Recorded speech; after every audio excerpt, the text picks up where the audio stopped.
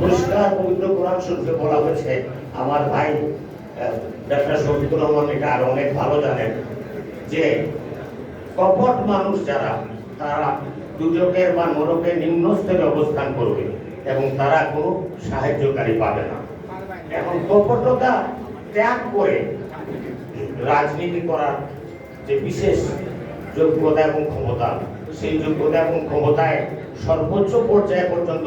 বাংলাদেশের একটা জায়গায় আমাদের একজন লিডার বা আমাদের এলাকার বসবাসকারী একজন আমার ভাই দিয়েছেন,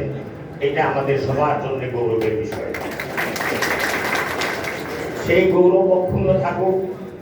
আমরা যাতে সুন্দর একটি ভবিষ্যতের দিকে এগিয়ে যেতে পারি, এই প্রত্যাশা রেখে সবাইকে ধন্যবাদ জানিয়ে, প্রধান অতিথিকেও পুনরায় অভিবাদন